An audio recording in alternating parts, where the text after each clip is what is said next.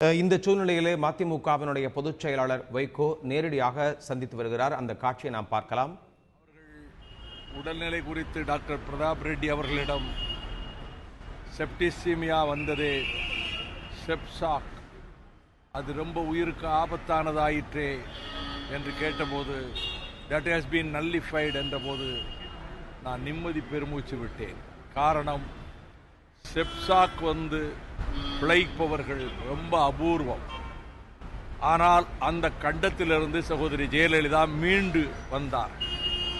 அதன் பிறகு படிப்படியாக முன்னேற்றம் ஏற்பட்டு முழு நேரம் செயற்கை சுவாசம் என்ற நிலையிலிருந்து மாறி 50%, 60%, 70%, 80% அளவுக்கு அவர்களாகவே சுவாசிக்கக்கூடிய அளவுக்கு டெக்காஸ்டமி வைத்திருந்தாலும் கூட தானாகவே சுவாசிக்கக்கூடிய அளவுக்கு உடல்நிலையிலே நல்ல முன்னேற்றம் ஏற்பட்ட பிறகுதான் அவர்கள் அந்த அவசர சிகிச்சை பிரிவிலிருந்து ரூமுக்கு மாற்றப்பட்டார். அதை டாக்டர் பிரதாப் ரெட்டி அவர்கள் நல்ல குணம் பெற்று வருகிறார்கள்.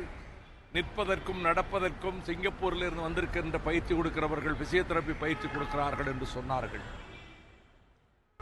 மிகுந்த நம்பிக்கையோடு அவர்கள் நல்ல நலம் பெற்று வருவது மட்டுமல்ல, அவர்கள் கையெழுத்து போட்டதை கவனித்தால் அது அவர்களுடைய கையெழுத்து தான். முன்னைய கையெழுத்துக்கு இந்த கையெழுத்தில் லேசான தடுமாற்றம் இருந்தாலும் கூட இது ஜெயலலிதா அவர்கள் கையெழுத்துத்தான் என்பது உண்மையாகும். ஆனால் அதை கூட சில பேர் மனிதாபிமானம் இல்லாமல் அறிக்கையெல்லாம் விட்டார்கள். நேற்று இரவு 7 மணி அளவில் எனக்கு அவர்களுக்கு மிகவும் உடல்நலக்குறைவு ஏற்பட்டு ஒரு நிலைமையில் கார்டியாக் அரெஸ்ட் என்று கேட்டபோது எனக்கு ஒரு நிமிடம் நான் ரொம்ப பதறி போய்விட்டேன். ஆனாலும் கூட எனக்கு நம்பிக்கை இருக்கிறது. காரணம், எம்ஜிஆர் அவர்களுக்கு என்ன வில் பவர் இருந்ததோ அந்த வில் பவர் தான் சிகிச்சை மட்டுமல்ல அவரை மீட்டு கொண்டு வந்தது. அதேபோல Madam Jayalalitha is a strong-willed lady of determination. மிகுந்த மன உறுதியும் மனோதைரியமும் உள்ளவர்கள். 200 பேர் ரவுடிகளாக சூழ்ந்து கொண்டு கன்னட மொழி வாழ்க, கன்னடம் வாழ்க என்று கோஷம் போட சொல்லி கர்நாடகா சினிமா ஷூட்டிங்கிலே சொன்னபோது நான் ஒரு காலம் சொல்ல மாட்டேன், நான் ஒரு தமிழச்சி, நான் சொல்ல மாட்டேன் என்றார். அப்ப அரசியல் எல்லாம் கிடையாது.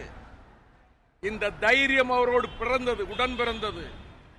சட்டசபையில் அத்தனை சட்டமன்ற உறுப்பினர்களும் வெளியேற்றப்பட்டதற்கு பிறகு தன்னந்தனி ஆளாக சட்டமன்றத்துக்குள்ளே சென்று கலைஞர் முதலமைச்சர் கூச்சலும் ஊழையும் விட்டுக் கொண்டிருந்தார்கள்.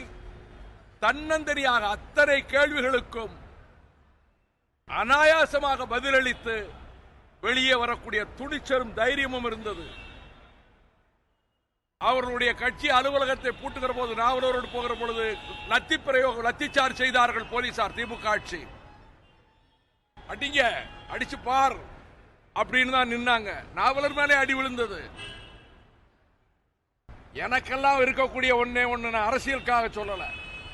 இந்த ஈழத்தமிழர்கள், லட்சக்கணக்கான தமிழர்கள் படுகொலை செய்யப்பட்டு மரண பூமியிலே கொடூரமாக அழிக்கப்பட்டார்களே, இந்திய அரசு, ஐக்கிய முற்போக்கு கூட்டணி அரசு, திமுக பங்கேற்ற அரசு அந்த இன படுகொலையை செய்து முடித்ததே. இதற்கு பிறகு 2011 ஆட்சிக்கு வந்ததற்கு பிறகு சுதந்திர தமிழீழம் அதுதான் இலக்கு. அதற்கு ஒரு பொது வாக்கெடுப்பு நடத்தப்பட வேண்டும். உலகம் புறாவில் உள்ள புலம்பெயர் வாழ் ஈழ தமிழர்கள் மத்தியில் அந்த பொது வாக்கெடுப்பு நடத்தப்பட வேண்டும். சிங்கள ராணுவம் முற்றாக வெளியேற்றப்பட வேண்டும். சிங்கள குடியேற்றங்கள் அகற்றப்பட வேண்டும்.